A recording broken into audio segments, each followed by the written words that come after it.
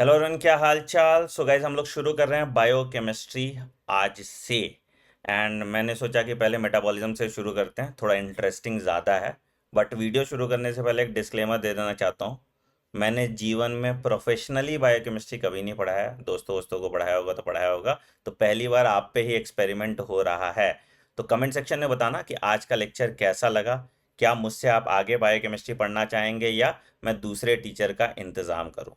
दूसरा important update बेटा, कि हमारा एमबीबीएस फर्स्ट ईयर का कोर्स लाइव चल रहा है, जैसा आप सबको पता है। वहाँ पे अब बायोकेमिस्ट्री भी स्टार्ट हो गया, एनाटॉमी फिजियोलॉजी तो आपकी ऑलरेडी चल ही रही थी। तो अगर आपने एमबीबीएस फर्स्ट ईयर के कोर्स में एनरोल नहीं किया है तो मेरे वेबसाइट आनंदमनी.in या डॉक्टर आनंद मनी ऐप इंस्टॉल कीजिए। वहाँ पे एमबीबीएस फर्स्ट ईयर का कोर्स दिखेगा और जिसकी प्राइस 9999 थी। बट अभी दिवाली तक हम दिवाली ऑफर चला रहे हैं। मतलब अगर आप कूपन कोड, वहाँ बाय नाउ के बाद कूपन कोड का ऑप्शन आएगा, कूपन कोड में दिवाली 50 डाल दोगे तो आपको 50% डिस्काउंट मिल जाएगा and you will get it just for 4999 only. जिसमें तीनों एनाटॉमी फिजियोलॉजी बायोकेमिस्ट्री तीनों पढ़ाया जा रहा है। फिजियोलॉजी और बायोकेमिस्ट्री मैं पढ़ा रहा हूँ, जनरल एनाटॉमी मैंने पढ़ाई है, और बाकी जो ग्रॉस एनाटॉमी न्यूरो एनाटॉमी है वो आपको डॉक्टर निखिल पढ़ा रहे हैं, जो मैमसी के प्रोफेसर हैं। तो आपको बिल्कुल वन स्टॉप सॉल्यूशन मिल रहा है आपके एमबीबीएस फर्स्ट ईयर की तैयारी के लिए। बाकी और अपडेट्स के लिए आप टेलीग्राम चैनल भी ज्वाइन कर लीजिए, दैट इज t.me/drnext001। चलिए मुद्दे की बात पे आते हैं एंड पढ़ाई शुरू करते हैं। तो आज हम बात करेंगे ग्लाइकोलिसिस की। ठीक है, आपने पढ़ा है पहले ग्लाइकोलिसिस अपने 11वीं के एनसीईआरटी में रेस्पिरेशन इन प्लांट चैप्टर में, तो तुमको थोड़ा बेस तो समझ आएगा। तो इसीलिए मैंने यहाँ से ही चूज किया ताकि तुमको थोड़ा बेसिक अंडरस्टैंडिंग होगा, हम उसी बेसिक अंडरस्टैंडिंग पे बिल्ड ऑन कर लेंगे। ठीक है, तो कुछ चीजें जो आपको ऑलरेडी पता थी पहले उसको लिख लेते हैं। सबसे पहले ग्लाइकोलिसिस कितना स्टेप प्रोसेस था। ग्लाइकोलिसिस कितना स्टेप प्रोसेस था? It is a 10 step process, है ना। साथ साथ आप इसके नोट्स बनाते रहिएगा। ठीक है, ठीक है, बढ़िया। क्या होता था? तो सर मेरा जो ग्लूकोज है वो कन्वर्ट हो जाता था 2 मॉलिक्यूल ऑफ पायरुविक एसिड में। ठीक है, कितना कार्बन कंपाउंड होता है ग्लूकोज? ग्लूकोज मेरा 6 कार्बन कंपाउंड है, पायरुविक एसिड मेरा 3 कार्बन कंपाउंड है। अच्छा, कहां पे होता है सर ये? अकर्स इन साइटोप्लाज्म, हम लोग को पता है ना। अच्छा, और क्या ये एनेरोबिक प्रोसेस है या एरोबिक प्रोसेस है? मतलब वैसे तो स्टार्ट ग्लाइकोलिसिस से ही होगा, चाहे एरोबिक रिएक्शन हो चाहे एनेरोबिक रिएक्शन हो। बट वैसे क्या ऑक्सीजन की रिक्वायरमेंट है ग्लाइकोलिसिस को कराने के लिए? नहीं, O2 इज नॉट रिक्वायर्ड, है ना। बाकी एनर्जी एनर्जी कितना होता है उसके बारे में हम आगे बात कर लेंगे। ठीक है, इतना तक तो आपको कोई दिक्कत नहीं होगा, इतना आपने ऑलरेडी पढ़ा हुआ है। हम इस वीडियो में स्ट्रक्चरल डिटेल्स पे नहीं जाएंगे। स्ट्रक्चर के लिए मैंने एक अलग से स्लाइड आपके लिए ऐड कर दी है, तो स्ट्रक्चर यहाँ पे लास्ट में हम रिव्यू कर लेंगे। अभी मैं स्ट्रक्चर पूरा नहीं बनाऊंगा, बस आपको मैकेनिज्म समझाने की कोशिश करूंगा इस वीडियो के माध्यम से। तो आप कॉपी कलम साइड भी रख सकते हैं और फोकस्ड वे में समझ लीजिए पहले, फिर नोट्स आप अपने बना लीजिएगा। ठीक है, तो सबसे पहला स्टेप मेरा क्या होगा? हमको ग्लूकोज को कहां पहुंचाना है? साइटोप्लाज्म में पहुंचाना है ताकि ग्लाइकोलाइसिस हो पाए। तो मतलब कि हमको ईसीएफ से ग्लूकोज को आईसीएफ के अंदर, मतलब सेल के अंदर पार कराना होगा। और सेल पे मेरा क्या होता है? Outer covering. आउटर कवरिंग को हम कहते हैं cell membrane, that is made up of lipid bilayer. क्या ये ग्लूकोज लिपिड सॉल्युबल होता है या वाटर सॉल्युबल होता है? तो ग्लूकोज आपको पता है ग्लूकोज इज वाटर सॉल्युबल। तो क्या ये लिपिड मेम्ब्रेन क्रॉस कर पाएगा? नहीं जी, ये लिपिड मेम्ब्रेन क्रॉस नहीं कर पाएगा। तो अगर ये लिपिड मेम्ब्रेन क्रॉस नहीं कर रहा तो हमको कुछ ऐसे कैरियर प्रोटीन चाहिए होंगे जो इसका लिपिड मेम्ब्रेन क्रॉस कर पाए या ग्लूकोज के transport into the cell membrane में हेल्प कर पाए। ठीक है, जैसा कि इसका फंक्शन है वैसा ही इन प्रोटीन का नाम भी है, जिसके बारे में आपने बायोमोलिक्यूल्स के चैप्टर में सिर्फ नाम भर पढ़ा था, जिसको हम कहते हैं ग्लूट। क्या कहते हैं इस प्रोटीन को? इस प्रोटीन को हम कहते हैं ग्लूट। ठीक है सर। अच्छा, ग्लूट मतलब क्या हुआ? GLUT as the name suggest it is glucose transport में हेल्प कर रहा है। ग्लूकोज ट्रांसपोर्ट में हेल्प कर रहा है। एंड ये जो है सर, ये बाय डायरेक्शनल होता है, मतलब कि ये ग्लूकोज को अंदर आने भी देगा और ग्लूकोज को बाहर जाने भी देगा। तो ये जो ग्लूकोज ट्रांसपोर्ट होता है, ये कैसा होता है? ये बाय डायरेक्शनल होता है। ठीक है सर, बहुत अच्छी बात है। ठीक, तो ग्लूकोज का ट्रांसपोर्ट ग्लूट करा रहा है। जनरली हम लोग 4 डिफरेंट टाइप्स ऑफ ग्लूट पढ़ते हैं। ठीक है, जो रिसेप्टर होता है ये, तो 4 डिफरेंट टाइप्स ऑफ ग्लूट पढ़ते हैं। इनका पोजीशन आपको जानना है बायोकेमिस्ट्री के लिहाज से। सबसे पहला है सर ग्लूट 1। ठीक है, कहाँ कहाँ प्रेजेंट होता है, इसका मैं निमोनिक्स भी लास्ट में आपको बना दूंगा। और मैं आपको ना एक चीज सिखाऊंगा कि अब कभी निमोनिक्स का दिक्कत हो, जैसे मुझे नहीं है मेरे अंदर वो क्रिएटिविटी कि मैं निमोनिक्स बना पाऊँ, ठीक है, तो मैं क्या करता हूँ, ये सारा डेटा चैट जीपीटी पे डाल देता हूँ और बोलता हूँ भैया एक निमोनिक्स बना के दे दो। 4-5 ऑप्शन देता है, जो तुमको सबसे अच्छा लगता है उसको मॉडिफाई करके अपना निमोनिक्स बना सकते हो। तो तुमको अब टीचर डिपेंडेंट नहीं रहना होगा नेमोनिक्स के लिए। तो मैं इसका नेमोनिक्स तुमको टेलीग्राम पे शेयर कर दूंगा, सबका, ग्लाइकोलिसिस का भी, इसका भी, क्योंकि मुझे खुद क्रिएटिविटी नहीं है नेमोनिक्स बनाने की। I will be very honest with you. ठीक है, तो ग्लूट 1 कहाँ कहाँ होता है सर? कहाँ कहाँ प्रेजेंट होगा ग्लूट 1 रिसेप्टर? तो आपका ये आरबीसी के मेम्ब्रेन पे प्रेजेंट होता है। जहां भी प्रेजेंट होगा सेल मेम्ब्रेन पे ही प्रेजेंट होगा। तो कहाँ कहाँ प्रेजेंट होगा? आरबीसी पे प्रेजेंट होगा। ठीक है, फीटल मेम्ब्रेन पे प्रेजेंट होगा। ठीक है, और तीसरी जगह जो प्रेजेंट होता है, याद है, ब्लड ब्रेन बैरियर, है ना, पढ़ा होगा आपने, है ना, ब्लड ब्रेन बैरियर पे ये प्रेजेंट होता है। ठीक है, तो ये ग्लूट 1 की बात हमने कर ली। ठीक है, दूसरा होता है सर, दैट इज ग्लूट 2। ठीक है, ग्लूट 2 कहां कहां प्रेजेंट होता है? ठीक है, हम लोग एक एक करके एक एक ग्लूट का फंक्शन डिटेल में देखेंगे, तो उसके लिए आपको परेशान नहीं हो, अभी मैं तुम्हें एक ओवरव्यू दे रहा हूं बस। ठीक है, कहां होगा सर ये? किडनी के पास, मतलब नेफ्रॉन, है ना, लिवर, ठीक है, पैनक्रियाज, और कुछ रिसेप्टर्स तुम्हारे जीआई ट्रैक्ट में भी पाए जाते हैं।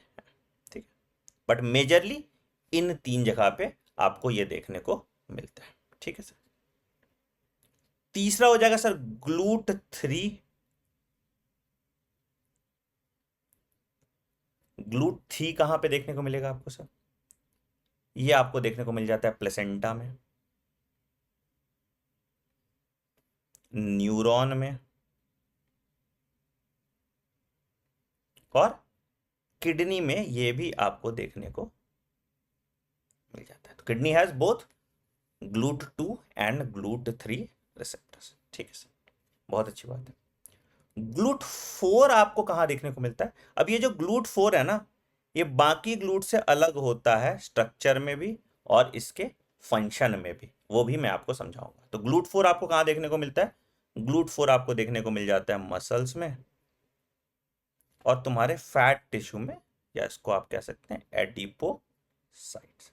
ठीक है, क्या मेजर डिफरेंस है ग्लूट 1 2 3 और ग्लूट 4 में? तो सबसे जो मेजर डिफरेंस है वो ये है कि जो ये ग्लूट 1 2 3 है ना, ये इंसुलिन इंडिपेंडेंट होते हैं। ये क्या होते हैं?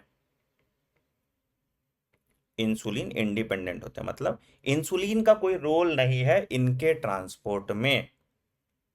ठीक है, और ये जो हमारा ग्लूट 4 होता है ना, ये इंसुलिन डिपेंडेंट होता है ना। ये अभी जब हम अगले क्लास में रेगुलेशन ऑफ ग्लाइकोलिसिस पढ़ेंगे तो तुमको और क्लैरिटी इसमें मिलेगी। ठीक है, ये इंसुलिन डिपेंडेंट होता है। ठीक है, तो ये इंसुलिन इंडिपेंडेंट होता है और GLUT 4 is majorly insulin dependent. ठीक है, तो क्या हुआ भैया, अभी के लिए हमने क्या जाना, हमने जाना ग्लूकोज को अंदर लाने और ग्लूकोज को बाहर ले जाने के लिए क्या चाहिए हमें, हमें चाहिए GLUTs, and there are 4 different types of GLUT और उनके पोजीशन हमने देख लिया। आई डोंट थिंक यहां तक आपको कोई भी तकलीफ होगी। ठीक है, अब आइए पूरा मैकेनिज्म समझते हैं कि ग्लाइकोलाइसिस में आखिर होता क्या है। ठीक है, पहले हम एक रफ स्केच डायग्राम से समझ लेंगे, उसके बाद फिर मैं तुमको स्ट्रक्चरल चेंजेस भी उसमें ही दिखा दूंगा, तो परेशान होने की बिल्कुल भी जरूरत नहीं है। ठीक है, तो सपोज मैंने लिपिड बाइलेयर बना लिया, आपको बनाना है बनाइए, नहीं बनाना मत बनाइए, कोई ऐसा इंपॉर्टेंट नहीं। ठीक है, और मैंने यहां पे एक ग्लूट रिसेप्टर लगा दिया।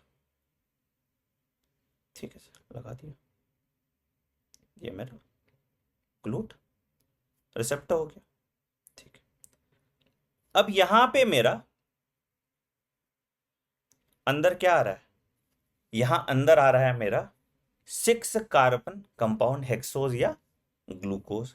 तो यहां पे मेरा मान लो कि मैंने 1 2 3 4 5 6, ठीक है, ये ग्लूकोज का मॉलिक्यूल है, ये इसके अंदर आ गया। तो अब मेरे यहां पे साइटोप्लाज्म में 1 2 3 4 5 6, ठीक है, दैट इज ग्लूकोज, है ना। हम इसको, कितना कार्बन कंपाउंड है, 6 कार्बन कंपाउंड। ठीक है सर, आ गया। अब जैसा कि मैंने आपको बताया था, जो मेरा ग्लूट रिसेप्टर है वो बाई डायरेक्शनल है, तो मतलब जो ग्लूकोज अंदर आया है वो ग्लूकोज बाहर भी जा सकता है। अब इसको रोकेगा कौन, तो भैया इनको रोकने का काम हम क्या करते हैं कि हम ये जो ग्लूकोज है, हम ये जो ग्लूकोज है यहां पे हम क्या करते हैं, एक फॉस्फेट ऐड कर देते हैं 6th पोजीशन पे। यहां जो ग्लूकोज है हम क्या करते हैं, हम एक फॉस्फेट ऐड कर देते हैं। तो मान लो कि ये मेरा ग्लूकोज है 1 2 3 4 5 6, और यहां से नोमेनक्लेचर कर लो 1 2 3 4 5 6। तो हम जो इसके छठे कार्बन है इस पे क्या ऐड कर दिया हमने, हमने इस पे ऐड कर दिया फॉस्फेट। ठीक है, तो ग्लूकोज अब क्या हो जाएगा, अब इस ग्लूकोज को हम बोल देंगे ग्लूकोज, अब इस ग्लूकोज को हम बोल देंगे ग्लूकोज 6 फॉस्फेट, हाँ या नहीं। अब ये फॉस्फेट वाला ग्लूकोज बाहर नहीं जा पाएगा सेल मेम्ब्रेन के। तो ये फॉस्फेट का मेजर काम क्या है, फॉस्फेट का मेजर काम है कि ग्लूकोज को ग्लूट रिसेप्टर के थ्रू बाहर जाने से रोके। ठीक है, अच्छा, हर प्रोसेस जो है ग्लाइकोलिसिस का वो एंजाइम मीडिएटेड है ताकि इसका रेट ऑफ रिएक्शन ज्यादा हो। तो यहां पे आपने बचपन में पढ़ा होगा कि एंजाइम क्या रिक्वायर्ड होता था सर, आपने पढ़ा था प्लांट में कि हेक्सोकाइनेस। हम थोड़ा इसमें डिटेल में जाते हैं। ठीक है, तो हेक्सोकाइनेस रिक्वायर्ड होता है। बेसिकली जो हेक्सोकाइनेस, जो more particular type of hexokinase की हम बात करते हैं, इसको हम कहते हैं हेक्सोकाइनेस टाइप 2। ठीक है, आप अभी हेक्सोकाइनेस भी याद रखेंगे तो कोई दिक्कत नहीं। ठीक है, एक और जो आपका एंजाइम यूज होता है इसको हम कहते हैं ग्लूकोकाइनेस। ठीक है, इन दोनों का रोल और मैकेनिज्म और रेगुलेशन अलग अलग होता है, जो हम अगले क्लास में देखेंगे। अभी बस समझ जाइए कि दो तरह का एंजाइम होता है, एक हेक्सोकाइनेज। हेक्सोकाइनेज नाम कैसे है, काइनेज मतलब तोड़ है किसी चीज का, फॉस्फोराइलेशन करा रहा है ना। Kinase is phosphorylating a substrate. कभी भी काइनेज का मतलब हो तो काइनेज का मतलब देख लो कि फॉस्फोराइलेशन ऑफ अ सबस्ट्रेट, है ना। तुम नोमेनक्लेचर समझोगे तो तुमको निमोनिक्स की जरूरत नहीं होगी याद करने के लिए। फॉस्फोराइलेशन ऑफ अ सबस्ट्रेट, तो किसका फॉस्फोराइलेशन कर रहा है, हेक्सोज शुगर का, हेक्सोज का कर रहा है फॉस्फोराइलेशन। तो ग्लूकोज कन्वर्ट किस में हो गया, ग्लूकोज कन्वर्ट हो गया ग्लूकोज 6 फॉस्फेट में। तो ग्लूकोज का फॉस्फोराइलेशन हुआ, किसने किया, हेक्सोकाइनेज ने किया। ठीक है, या ग्लूकोकाइनेज ने किया। अब इनका जगह अलग अलग होता है। तो hexokinase you will generally see in your muscles, ठीक है, and glucokinase you will generally see in your liver. एक और मजे की बात कि जो हेक्सोकाइनेज है वो स्टोर्ड कहां होता है पता है? ये वैसे रेगुलेशन में मैं पढ़ाऊंगा फिर से, बट जो हेक्सोकाइनेज है it freely moves in the cytoplasm, ये हमेशा साइटोप्लाज्म में घूमते रहता है, ठीक है। बट जो लिवर के सेल्स हैं, हिपैटोसाइट्स हैं, ये हिपैटोसाइट्स के न्यूक्लियस में प्रेजेंट होता है ग्लूकोकाइनेज, फाउंड इन, इसका भी रीजन समझाऊंगा, न्यूक्लियस ऑफ हिपैटोसाइट्स, ठीक है सर। तो ग्लूकोज कन्वर्ट किस में हो गया सर? ग्लूकोज कन्वर्ट हो गया ग्लूकोज 6 फॉस्फेट में। यहां सबस्ट्रेट भी लगा होगा, एटीपी आया कहां से? तो हमने क्या किया कि यहां पे जो एक एटीपी लिया और इस एक एटीपी को कन्वर्ट कर दिया एडीपी में, और जो एक्स्ट्रा फॉस्फेट था वो कहां आ गया? वो ग्लूकोज से ग्लूकोज 6 फॉस्फेट पे आ गया, ठीक है। याद रखिएगा ये स्टेप इरिवर्सिबल है, जहां इरिवर्सिबल होगा मैं ब्लैक यूज कर दूंगा और जो रिवर्सिबल होगा वहां मैं रेड यूज कर दूंगा, ठीक है, या दोनों तरफ का एरो दिखा दूंगा ताकि तुम्हारे लिए इंपॉर्टेंट। रेगुलेशन में सारे इरिवर्सिबल स्टेप ही इंपॉर्टेंट होते हैं, ये भी ध्यान रखिएगा, ठीक है। चल, तो ग्लूकोज से हमने ग्लूकोज 6 फॉस्फेट बना दिया, हमारा स्टेप 1 कंप्लीट हो गया, ठीक है। अच्छा, स्टेप 2 में हम क्या करते हैं? ग्लूकोज जनरली क्या है? एल्डिहाइड है, ठीक है। हम इसको इसका एक आइसोमर बना लेते हैं। तो हम यहाँ क्या करते हैं? हम इसका देखो जो रिवर्सिबल है मैं उसको ऐसे दिखाऊंगा, ठीक है, इस वाले से। हम क्या करते हैं? ग्लूकोज का एक आइसोमर ही बना लेते हैं। तो एल्डिहाइड को हम कीटोन में कन्वर्ट कर देते हैं और मेरा बन जाता है ग्लूकोज 6 फॉस्फेट से, बताओ, फ्रुक्टोज 6 फॉस्फेट। 1 2 3 4 5 6 फॉस्फेट यहाँ पे छठे कार्बन पे लगा हुआ है, तो ऐसे मैंने बना दिया, ठीक है।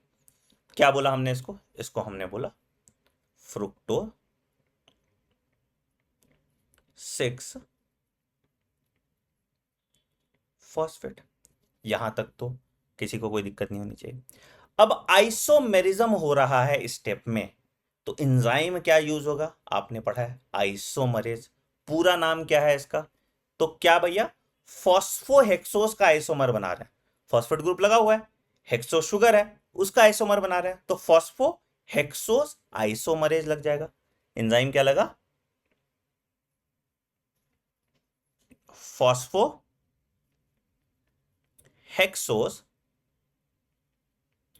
आइसोमरेज लग गया आपका एंजाइम, है ना। फॉस्फोहेक्सोस आइसोमरेज लग गया आपका, ठीक है। बहुत अच्छी बात है, बहुत अच्छी बात है, ठीक है। अब ये वाला जो स्टेप है, अब अगले स्टेप पे आएंगे। अगले स्टेप में क्या हो रहा है सर? ये जो फ्रुक्टोज 6 फॉस्फेट है, इस पे एक और फॉस्फेट हम लगा देते हैं, इस पे एक और फॉस्फेट हम लगा देते हैं, ठीक है। तो यहां पे ये स्टेप भी आपका जो है इरिवर्सिबल है। तो यहां पे हमने क्या किया? यहां पे हमने एक और स्टेप लगाया, तो यहां क्या हो गया? अब ये बना, मान लो कि ये मॉलिक्यूल है 1 2 3 4 5 6, ठीक है। तो ये इसका पहला कार्बन है, ये इसका छठा कार्बन है। हम दोनों पे फॉस्फेट लगा देते हैं, यहां पे फॉस्फेट लगा दिया, यहां पे फॉस्फेट लगा दिया, ठीक है। तो फ्रुक्टोज 6 फॉस्फेट किस में कन्वर्ट हो गया? फ्रुक्टोज 6 फॉस्फेट जो है मेरा, अब ये कन्वर्ट हो गया fructose 1,6 bisphosphate.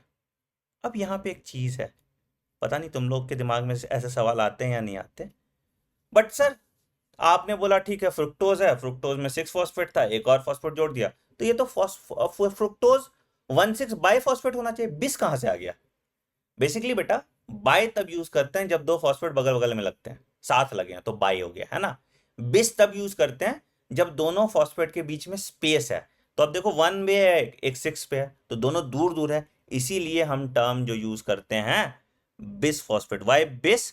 Because phosphate are far apart, है ना। ये सवाल आपके टीचर नहीं बताते, ठीक है। Because phosphate is far apart. ठीक है सर, तो ये आपका फ्रुक्टोज 1,6 बिस फॉस्फेट हो गया। बहुत अच्छी बात है, बहुत अच्छी बात है। ठीक है, अब जो ये फ्रुक्टोज 1,6 बिस फॉस्फेट है, ये भी कितना कार्बन कंपाउंड था अभी तक जितने भी हम देख रहे थे सब कितने कार्बन कंपाउंड थे?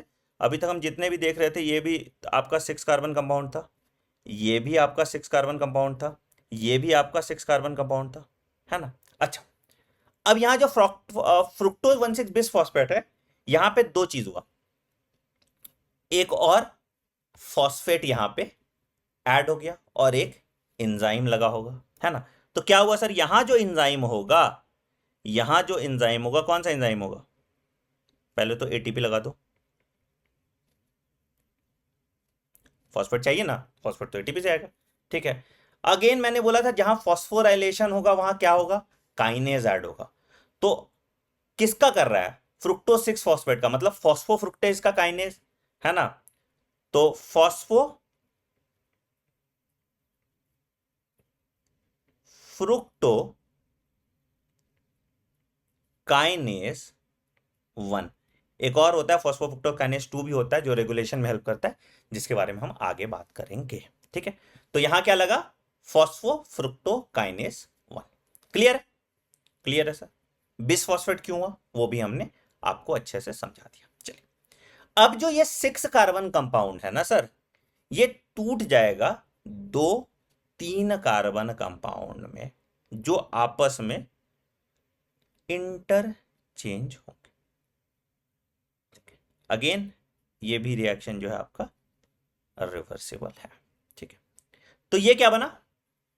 ये बना आपका पहला 1 2 3, ठीक है, और ये बना 1 2 3। टेक्निकली हम क्या कर रहे हैं, सिर्फ समझो इसका क्लीवेज कर दिया इसका बीच से, तो एक पार्ट इधर आ गया और एक पार्ट इधर आ गया। तो जो पहला पार्ट है, ये वाला पार्ट, इसको हम कहते हैं dihydroxy acetone phosphate. Di hydroxy acetone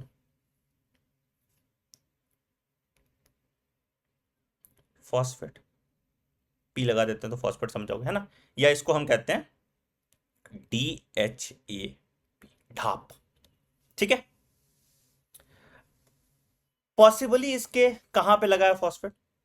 पहले कार्बन पे लगा हुआ है फॉस्फेट। ठीक है, बट नॉट इंपॉर्टेंट, उतना लोड लेने की आपको जरूरत नहीं है। ठीक है, अब ये जो डाप है मेरे बॉडी में मेटाबोलाइज नहीं होता, तो इसको हमको कन्वर्ट हमेशा करना पड़ जाता है मेजॉरिटी ऑफ द टाइम में ये दूसरे वाले कंपाउंड में।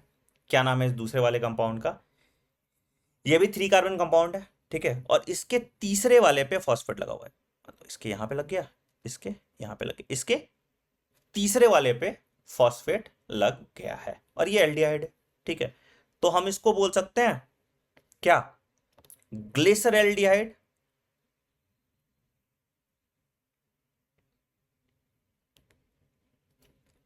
थ्री फॉस्फेट, या तुम लोग पहले पढ़ते थे PGAL, फॉस्फोग्लिसरैल्डिहाइड, 3PGL पढ़ लेते थे, है ना। आपकी मर्जी है आप इसको क्या बोलना चाहते हैं। ठीक है, बढ़िया। ठीक है सर, बहुत अच्छी बात है। अच्छा, ये प्रोसेस करने के लिए भी एक एंजाइम रिक्वायर्ड है, इस एंजाइम का नाम होता है एल्डोलेस।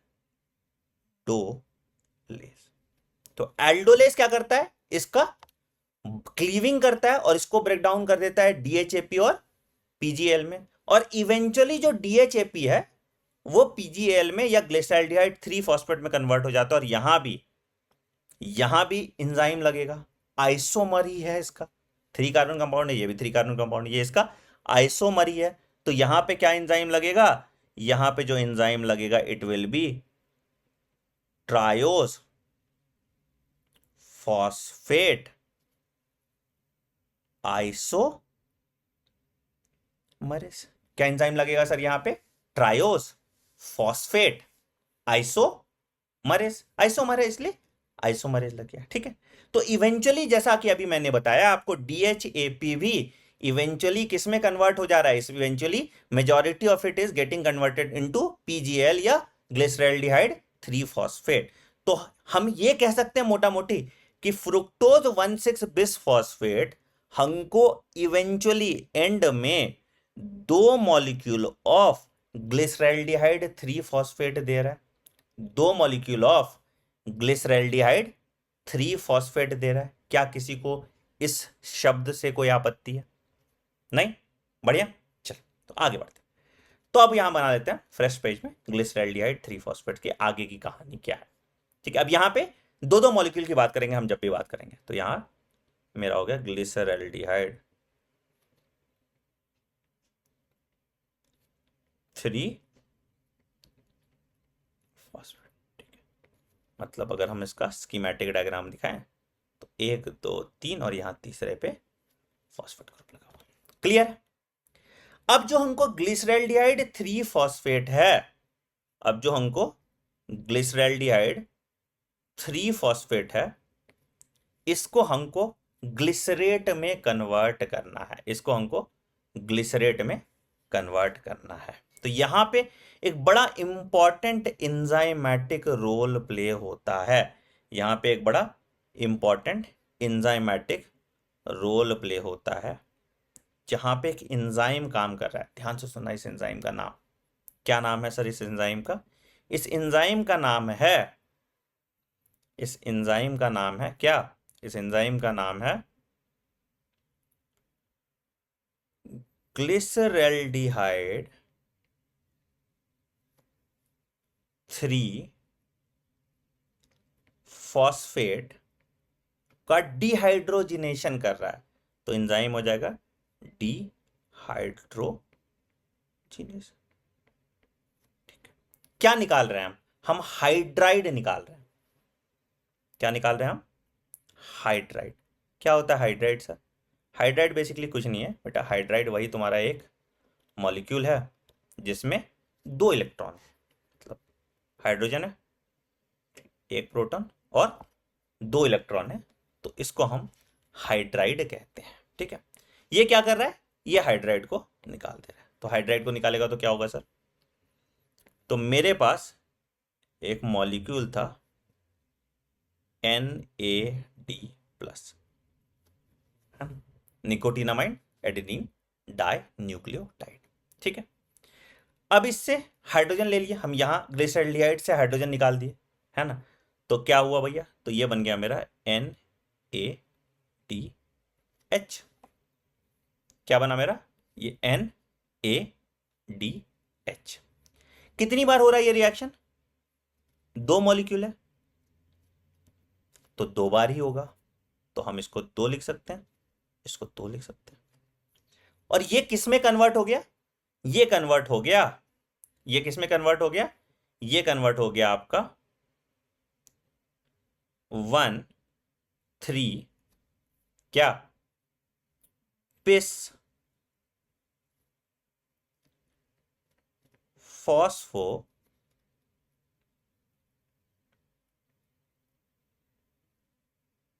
ग्लिसरेट में। किस में कन्वर्ट हो गया ये? 1 3 बिस फॉस्फो ग्लिसरेट में। अब ये 1 3 बिस फॉस्फो ग्लिसरेट टर्म कैसे आया? तो जब आप इसका स्ट्रक्चर देखोगे तो क्या किया हमने, पहले तो हमने इससे हाइड्राइड निकाला। ठीक है, NADH। टेक्निकली सही लिखना चाहते हो तो +H प्लस डाल दो, है ना? +H प्लस डाल दो अगर टेक्निकली सही लिखना चाहते हो। ठीक है, अच्छा तो क्या हुआ कि यहाँ पे एक फॉस्फेट तो मैंने डिफाइन कर दिया कि यहाँ पे, ठीक है, ये दूसरा फॉस्फेट कहाँ से आया भाई? ये तो एग्जिस्ट नहीं करता था मार्केट में। तो क्या करता है, जो ये ग्लिसरैल्डिहाइड 3 फॉस्फेट डिहाइड्रोजिनेस है, यही ये फॉस्फेट ऐड कर देता है डायरेक्टली। तो ये इनऑर्गेनिक फॉस्फेट क्या करता है, ये डायरेक्टली इस रिएक्शन में ऐड कर देता है और बन जाता है मेरा 1 3 बिस फॉस्फोग्लिसरेट। बिस कहाँ से आया सर? क्योंकि दोनों फॉस्फेट के बीच में डिस्टेंस है, तो मेरा बन गया 1 3 बिस फॉस्फोग्लिसरेट। यहां तक कोई दिक्कत? अब जो मेरा 1 3 बिस फॉस्फोग्लिसरेट है, इसके पहले कार्बन से हम ये हटा देते हैं, फॉस्फेट हटा देते हैं। हटा दीजिए सर, किसी ने रोका है आपको? तो यहां मेरा जो 1,3 बिस फॉस्फोग्लिसरेट था, इसको हमने क्या कर दिया, हमने इसका यहां पे से फॉस्फेट रहने दिया, बाकी जगह से हटा दिया। तो क्या बना सर, ये बन गया आपका 3 फॉस्फो ग्लिसरेट। और सब ये देखो दो दो बन रहा है, ठीक है, ये इंटू टू, ये इंटू टू, ठीक है, ये सब दो दो बन रहा है, ये अंडरस्टूड समझिएगा, ठीक है। अच्छा, क्या किया हमने, हमने फॉस्फेट हटाया, नाम क्या होगा इसका, तो नाम सर जो इसका होगा, ये क्या रख देंगे हम, इसका नाम चिंटू रख दें, इसका नाम हम रख देंगे फॉस्फो ग्लिसरेट। क्या, फॉस्फोग्लिसरेट काइनेज हो जाएगा। अच्छा बोलोगे सर, अभी तो आपने बताया था कि काइनेज फॉस्फोराइलेशन करता है सबस्ट्रेट का, तो यहां तो निकाल रहा है फॉस्फेट, कहां फॉस्फोराइलेशन कर रहा है, तो भैया यहां सबस्ट्रेट क्या है, यहां पे सबस्ट्रेट है मेरा एडीपी। तो ये जो एडीपी है, ऑब्वियसली दो बार होगा, दो एडीपी कन्वर्ट हो जाएगा एटीपी में। समझ में आया। तो ये जो फॉस्फोग्लिसरेट काइनेज है, ये क्या कर रहा है, ये फॉस्फेट निकाल रहा है 1,3 बिस फॉस्फोग्लिसरेट से, और दे दे रहा है एटीपी को, जिससे मेरा बन रहा है 3 फॉस्फोग्लिसरेट। ठीक, बहुत बढ़िया। ठीक, अब जो ये 3 फॉस्फोग्लिसरेट फॉस्फेट थर्ड पोजीशन पे बढ़िया नहीं लग रहा, तो हम क्या करते हैं, इसको थोड़ा चेंज कर देते हैं। तो हम 3 PGA को एक छोटकू सा स्टेप बीच में डालते हैं, और उसमें म्यूटेशन लाके इसको थोड़ा चेंज कर देते हैं। तो जो मेरा 3 PGA था ना, इसको हम क्या करेंगे, हम इसके फॉस्फेट बीच पे डाल देते हैं, ठीक है, तभी तो कलेश कराएगा ये, है ना। तो ये 3 PGA को हम कन्वर्ट कर देंगे 2 PGA या 2 फॉस्फोग्लिसरेट, है ना, 2 फॉस्फो ग्लिसरेट में। ठीक है सर, कर लिया हमने, क्या हुआ, इनटू 2। ठीक है सर, इसमें कोई आदान प्रदान तो है नहीं, सिर्फ हम फॉस्फेट को बदल रहे हैं। इसमें क्या कर रहे हैं, म्यूटेशन कर रहे हैं। किसका म्यूटेशन कर रहे हैं, फॉस्फोग्लिसरेट का कर रहे हैं। तो यहाँ जो एंजाइम लग जाएगा वो लग जाएगा म्यूटेज, तो यहाँ जो एंजाइम लग जाएगा वो लग जाएगा फॉस्फो ग्लिसरेट म्यूटेज। हाँ या नहीं, लग गया, ठीक, बहुत अच्छी बात है, बहुत अच्छी बात है। अब जो ग्लिसरेट है, हम इसमें इनोल ग्रुप ऐड कर देते हैं, ठीक है, इनोलेशन करते हैं इसका, ठीक है। तो अब ये क्या चीज में कन्वर्ट हो जाएगा, तो जो ये फॉस्फोग्लिसरेट है, ये अब मेरा कन्वर्ट हो जाएगा सेम 3 कार्बन कंपाउंड, ये फॉस्फेट दूसरे पे ही लगा हुआ है, बट यहाँ पे हम सिर्फ इनोल ग्रुप ऐड कर दिए हैं, है ना। तो जो OH था वहां पे इनोल ग्रुप हम ऐड कर दिए हैं, ठीक है। अभी मैं स्ट्रक्चर में तुम्हें सब दिखा दूंगा, ठीक है। तो यहाँ क्या हो गया, तो यहाँ ये बना 2, या 2 हटा दो, यहाँ पे सिंपल हम ये लिख सकते हैं फॉस्फो इनोल पायरुवेट। एंजाइम क्या लग जाएगा सर यहाँ पे, फॉस्फोग्लिसरेट इनोलेज, है ना, या सिर्फ हम लिख सकते हैं इनोलेज। तो ये तुम्हारा इनोलेज हो गया, ठीक है सर। अब ये जो फॉस्फो इनोल पायरुवेट है, ये फिर अपने लास्ट स्टेप ऑफ ग्लाइकोलिसिस में आता है, और ये क्या करता है, सब अपना जो फॉस्फेट है उसको निकाल देता है, और उसके बाद क्या करता है, ये बना देता है पायरुवेट या पायरुविक एसिड, जो आप कहते हैं पायरुविक एसिड या पायरुवेट, जो कहना आप कह लीजिए, ठीक है, ठीक है। क्या कर रहे हैं यहाँ पे भी हम फॉस्फोराइलेशन कर रहे हैं, किसका, एडीपी का। तो यहाँ से हम फॉस्फेट निकाल रहे हैं फॉस्फोइनोल पायरुवेट से, और उसको एडीपी को दे दे रहे हैं। तो ये मेरा एडीपी है, और ये मेरा कन्वर्ट हो गया एटीपी। कितनी बार होगा सर ये? 2 बार होगा, है ना। और यहाँ जो एंजाइम लगेगा वो कौन सा लगेगा? पायरुवेट से फॉस्फोराइलेशन करा, तो क्या बन गया सर? Pyruvate kinase. एंजाइम क्या हो जाएगा? Pyruvate kinase. क्लियर है सर? अब जो ये मेरा पायरुविक एसिड है, अब जो ये मेरा पायरुविक एसिड है, ये 2 तरह के मोड में जा सकता है।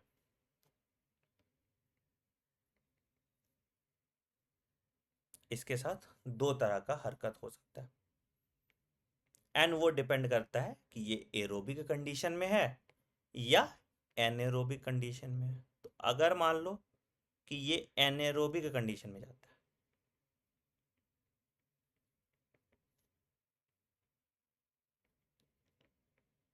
तो क्या करता है ये बनाता है मेरा, ये कहाँ चला जाता है? मसल्स में होता है जनरली। ये बनाता है मेरा लैक्टिक एसिड। अगर ये एरोबिक कंडीशन में जाता है, जो हम आगे की क्लासेस में देखेंगे,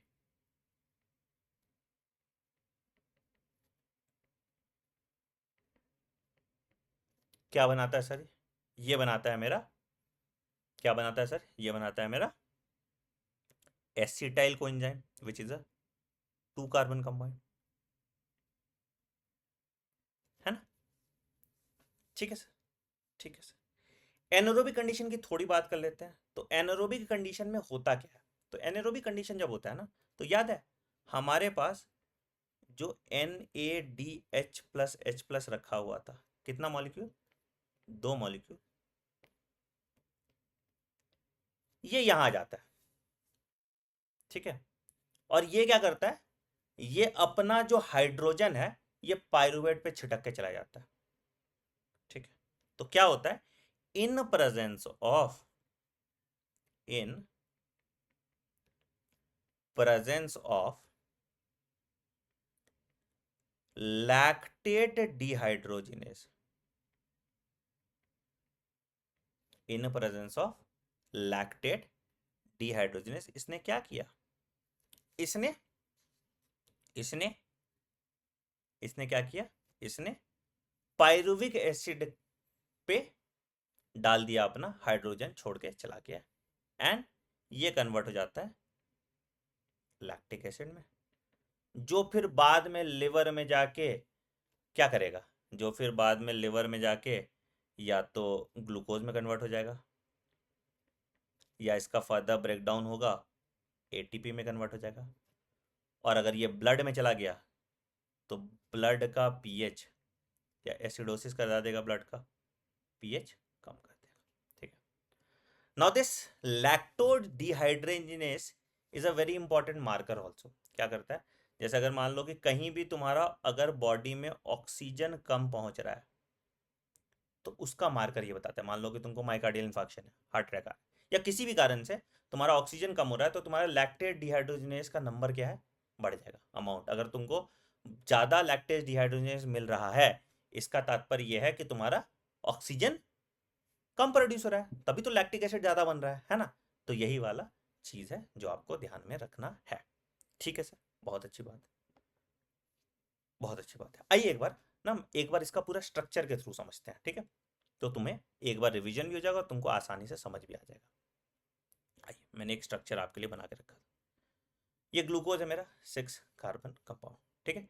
1 2 3 4 5 6, क्लियर, ठीक है। मैं लेबलिंग कर दूं, 1 2 3 4 5 6, हेक्सोज।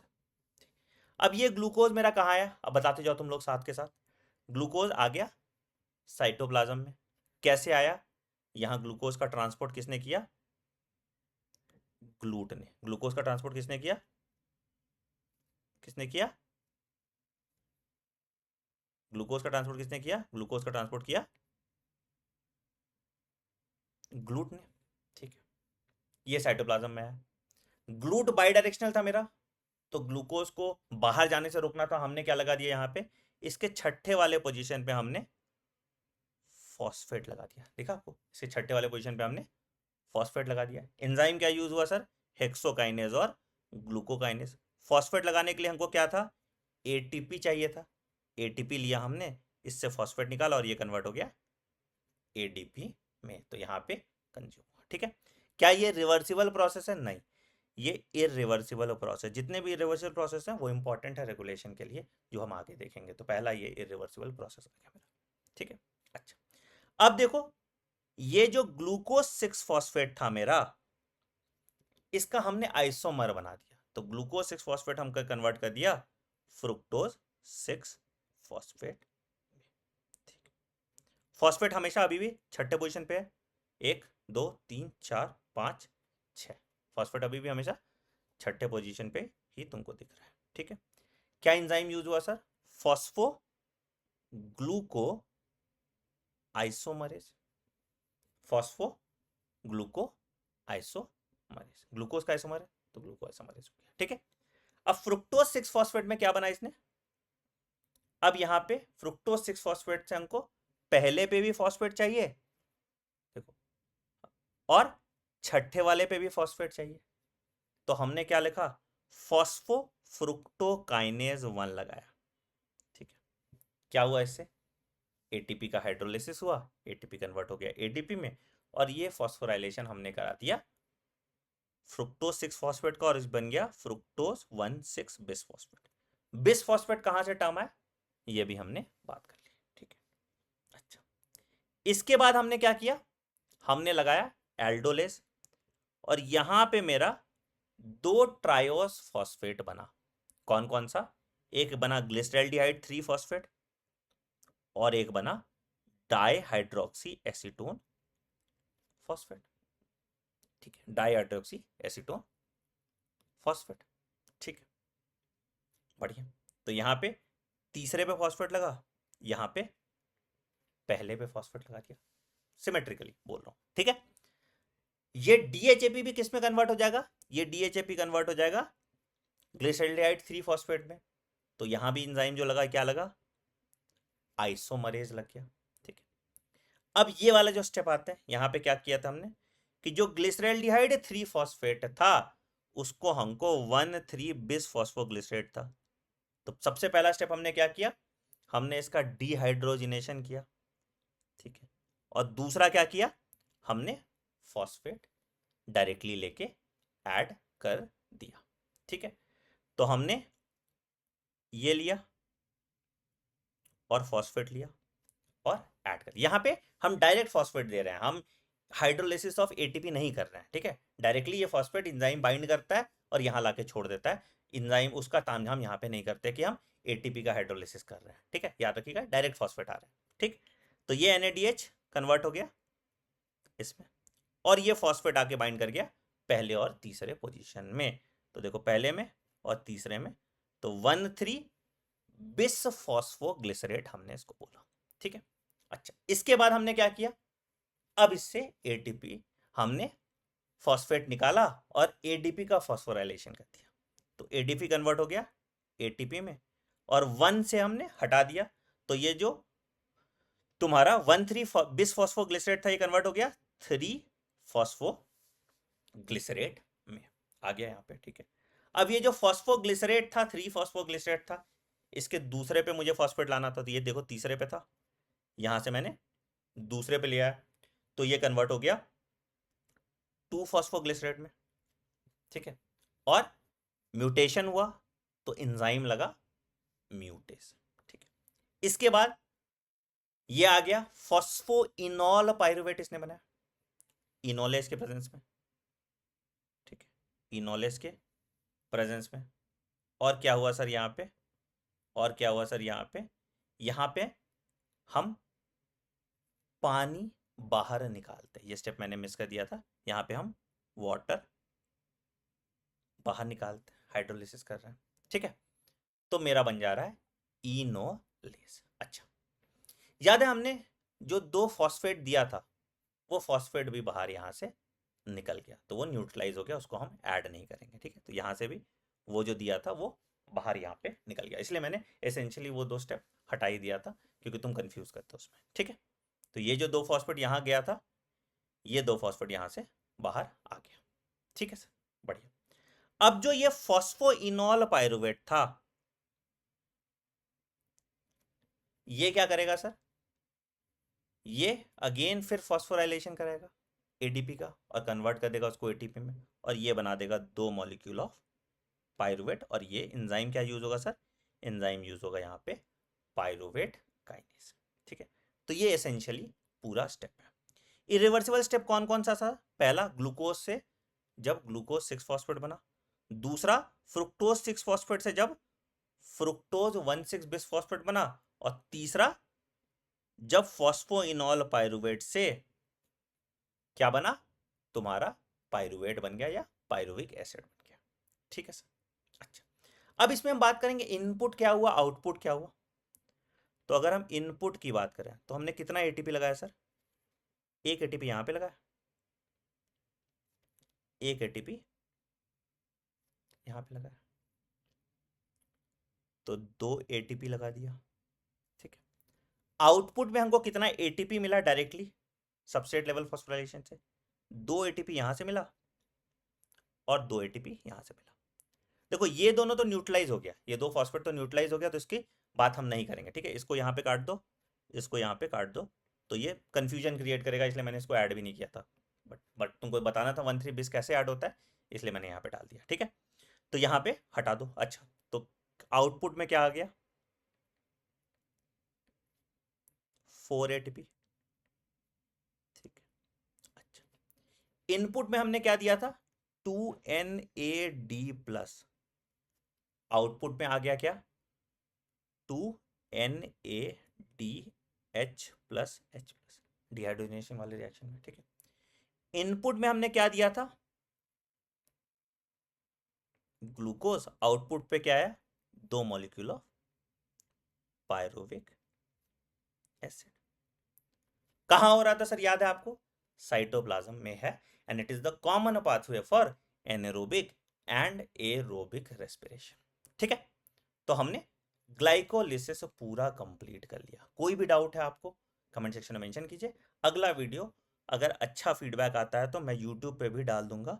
जो अगला टॉपिक हम पढ़ेंगे that is regulation of glycolysis. Metabolism सबसे इंपॉर्टेंट पार्ट है बायोकेमिस्ट्री का, तो आपको आई होप अच्छे से समझ आ गया है। कुछ भी डाउट है तो कमेंट सेक्शन में डाल दीजिएगा, मैं अगले वीडियो में उसको क्लियर कर दूंगा आपके लिए। बाकी जरूर बताना, मेरा भी रिव्यू करना कि कैसा पढ़ाया मैंने आपको ग्लाइकोलिसिस। और कोई यूजी वाले बच्चा भी देख रहा होगा तो इतना डिटेल में तुमने ग्लाइकोलिसिस पढ़ा, क्या तुम्हारे कॉन्सेप्ट क्लियर हुए या नहीं हुए, ये भी कमेंट सेक्शन में बताइएगा। Take care, bye bye, have a great day, thank you.